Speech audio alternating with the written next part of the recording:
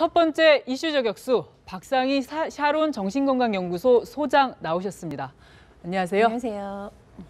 초등학생이 투신하는 사건이 발생했는데 부모의 이혼으로 힘들어했다 이런 진술이 있었어요. 이게 영향이 있었을까요? 있었을 수밖에 없습니다. 이제 초등학교 6학년, 5학년 이제 요즘 친구들은 사실 저희 때의 청소년과 비슷한 어떤 정서적인 느낌을 가지고 있어요. 그만큼 조숙한데요. 네. 그럼에도 불구하고 또 개인주의나 외동아들이나 뭐 외동딸들이 많다 보니까 마음은 또 여립니다. 네. 그래서 나를 지켜주는 부모님이 이혼을 하거나 나를 떠나면 굉장히 괴롭고 내가 뭘 잘못해서 그런 건 아닐까라는 또 죄책감에 사로잡히거든요.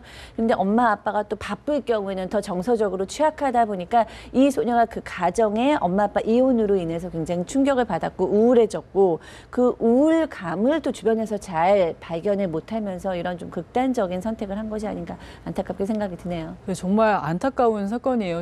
그래서 좀 찾아보니까 그 초중 고등학교 학생들이 자살 사건이 전반적으로는 다행스럽게도 좀 줄고 있기는 해요. 그런데 2009년에 200명이 넘었다가 점점 줄어서 그런데도 아직 100명이 넘고 있거든요. 사흘에 한 명꼴인데 너무 많은 거 아닌가요? 너무 많죠. 지금 이제 우리나라가 과도하게 경쟁 국가라고 불리면서 사실 초등학교, 중학교, 고등학교 때부터도 뭐 경쟁에서 살아남는 아이들만 또 그 위로 올라갈 수 있고 이런 구조가 아닙니까? 근데 이제 저희가 초등학교 때까지만 해도 그래도 좀 자유가 있고 좀 어린이다운 삶을 살아야 한다라고 생각을 했는데 뛰어놀 수 있게. 그렇죠. 그런데 이제 몇 년 전부터는 초등학교가 또 중학교를 가는 입시의 장으로 초등학교 고학년은 바뀌어서 너무 좀 심각하게 좀 경쟁을 하고 있고요. 그다음에 자살률이 줄은 것은 물론 이제 정부의 노력이나 학교 측의 어떤 예방 교육 같은 것들이 좀 주요했습니다. 그래서 자살률은 좀 줄었지만 그렇다고 해서 아이들이 받는 스트레스나 어떤 우울감이나 불안감이 준 것은 아니거든요. 그것은 이제 어떻게 보면은 현장에서 아이들을 만나고 있는 제가 느낄 때는 시간이 가면 갈수록 아이들이 느끼는 스트레스는 더 과해지고 있지 그것이 뭐 좀 물론 2009년쯤 해서 뭐 우리나라 전국의 자살률이 굉장히 정점을 찍고요. 그다음에는 어른도 그렇고 청소년도 그렇고 조금씩 줄어든 것은 사실입니다. 근데 그렇다고 해서 아이들의 우울감은 줄어든 것이 아니라는 점은 아주 여러 군데서 보고가 되고 있습니다.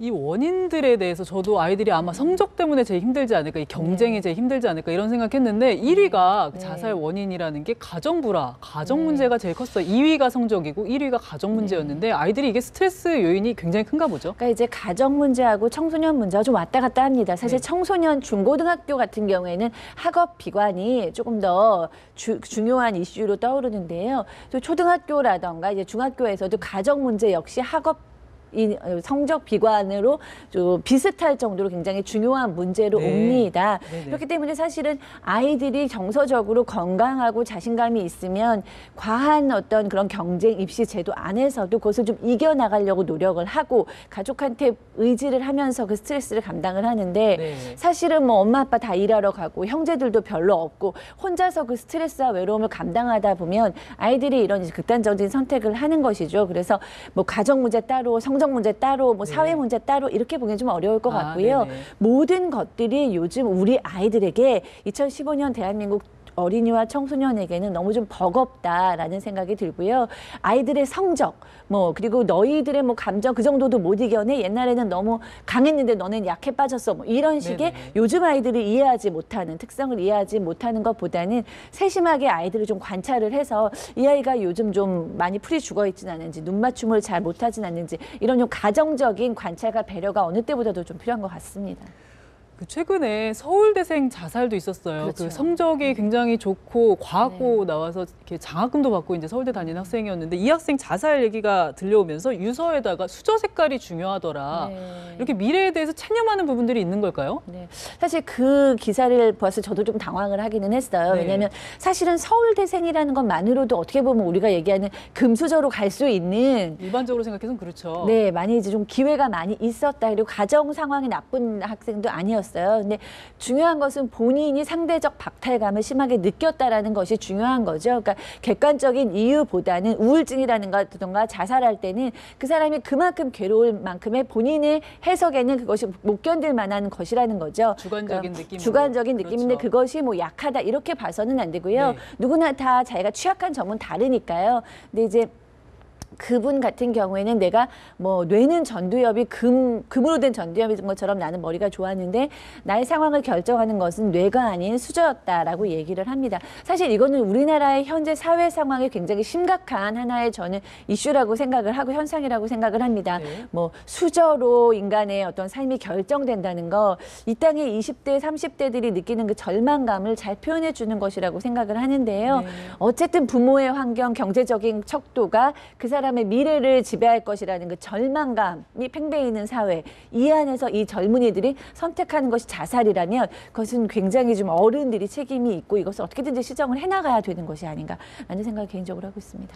네, 이렇게 11살짜리 초등학생이 이렇게 투신 자살을 하고 네. 그리고 또 서울대, 그러니까 꼭 서울대가 아니더라도 이렇게 대학에 다니는 이제 19세, 20세 이렇게 젊은 청년들이 자살을 하고 이런 사건들을 보면서 참 이런 사건들이 왜 이렇게 잇따르나 이런 생각이 들게 되는데 우리나라 그래도 전체적으로는 자살률이 줄어들고 있기는 한데요. 그래도 OECD 국가들 중에서는 한 10년째 자살 1위예요. 왜 그렇죠? 그러니까 아까도 이제 말씀드렸듯이 몇 가지 사회 현상이 이 자살의 기본이 되는 것으로 보입니다. 일단은 굉장히 과도한 경쟁이 경쟁. 있고요. 예, 예. 그러니까 정말 적자 생존에서 살아남기 위해서는 정말 밟고 올라가야 되는 사냥꾼 스타일의 어떤 삶의 그 전방적인 생활의 그 사회성이 있고요. 그리고 핵가족화 개인주의로 내가 우울하거나 내가 절망감을 느낄 때 사실상 그것을 털어놓고 의지할 수 있는 사회적인 네트워크가 굉장히 취약해졌다라고 볼 수 있고요. 그다음에 이제 경제적으로 저희가 뭐 IMF라든가 글로벌 경제 위기 이런 것들을 겪을 때마다 사실 자살률이 확 올라가거든요. 높아지죠. 예. 그러니까 지금 뭐 젊은이들의 취업난이라든가 그다음에 이제 뭐 입시 이런 것들이 사실 젊은이들의 자살을 좀 부추기고 있는 상황입니다. 그 실제로 이 자살률을 보면 20, 30대 남성들의 자살률만 좀 늘었어요. 그 네. 말씀하신 것처럼 그 취업난이나 이런 게 스트레스가 큰 거겠죠? 그렇죠. 그러니까 이제 돈벌이를 하고 뭐 일자리를 구해야 되는데 일자리가 구해지지 않으니까 그 스트레스를 감당을 하는데 계속해서 뭐 30번, 50번, 100번 이렇게 사실은 취업에서 실패를 하다 보면 건강했던 사람도 상당히 우울감을 느끼고 그렇죠. 자기하게 되고요. 지금 20, 30대를 만나면 그 절망감이라는 것은 사실은 그 현장에서 느끼지 않으면 좀 이해하기 어려울 정도의 절망감을 느끼고 있거든요. 그러니까 이 전체적인 자살률은 떨어지고 있으나 20, 30대 남자들의 자살 그리고 여자들도 마찬가지고요. 자살이 너무나 많다라는 것은 그들의 처한 현실이 얼마나 지금 팍팍하고 그들에게는 절망스럽게 느껴지는지 그리고 그것의 핵심은 일자리가 아니겠는가라고 일자리. 파악이 됩니다. 그 청소년들 그리고 청년들 이렇게 자살하는 문제 굉장히 안타까운 문제인데 그 자살 보도가 좀 영향을 미치는 거 아닌가 이런 생각도 좀 해봤어요. 그 자살 보도 이렇게 사건들이 나면 특히 유명인들 네. 자살하거나 그러면 이제 보도들이 굉장히 많이 나오는데 어떻게 보세요 그런 보도들? 뭐 그 현상이야 베르테르 현상이라서 굉장히 유명한 거죠. 그러니까 유명인이던가 본인이 이제 모델로 삼고 있던 사람이 자살을 택할 경우에 네. 굉장히 본인과 동일시합니다. 그래서 동조 자살이라고 모발 자살이라고도 부를 정도로 그 사람과 비슷한 느낌으로 때로는 굉장히 똑같은 방법을 써서 자살을 하는 사람들이 너무 는다는 거죠.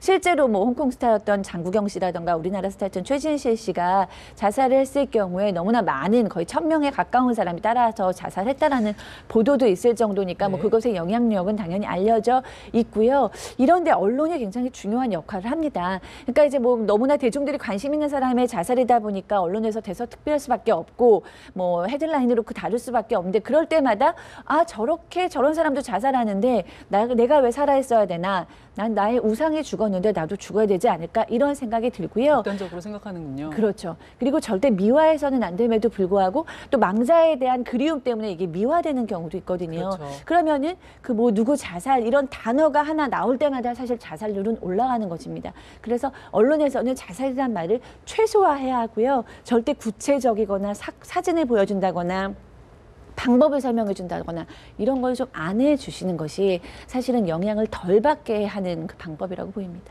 네, 언론은 그런 부분에서 굉장히 각별하게 좀 주의를 해야겠고 좀 다른 부문에서 이렇게 청소년 자살을 좀 막으려면 좀 어떻게 해야 될까요? 그러니까 이제 청소년 자살이 그래도 좀 줄어든 데는 정부나 가정이나 학교의 노력이 좀 영향을 발휘했습니다. 네. 그러니까 예전에는 아이들이 뭐 자살할 거라 생각을 별로 안 하고 살았다. 어느 날 보니까 너무 많은 아이들이 스트레스를 못 이기고 죽어나가기 때문에 많은 이제 어른들이 계속해서 뭐 혹시 자살 징후가 있는 아이들이 있는지를 좀 파악을 했어요. 그런 것처럼 세심한 관찰이 필요한데 일단 아이들이 자살을 시도하려고 그러면 여러 곳에서 사인을 보입니다. 사인을, 그 전에 예. 뭐 자살을 언급한다던가 네. 자살 사이트를 주기적으로 들어간다던가 친구들에게 자살에 대해서 암시를 한다던가 어른들하고 눈을 마주치 않는다던가 그다음에 내가 소중히 여기던 물건을 갑자기 누구한테 준다던가 이런 식으로 사실은 사인을 읽는데 많은 분들이 이제 아이들에게 기대하는 건 성적이다 보니까 아이들의 정서 상태를 보지 않는 거예요. 근데 아이들을 잘 관찰하고 우울하다고 생각이 들면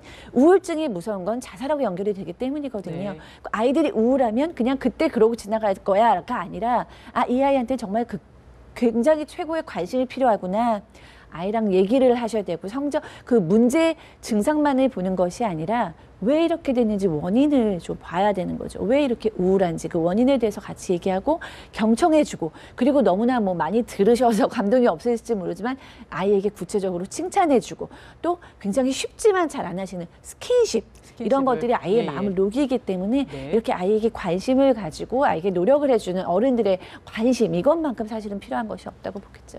사실 아이들이 그렇게 사인을 보내는 건 나를 좀 봐달라, 나 좀 그렇죠. 이렇게 보호해달라 이런 사인일 수도 있겠어요. 네. 알겠습니다. 오늘 말씀 잘 들었습니다. 네, 감사합니다. 고맙습니다.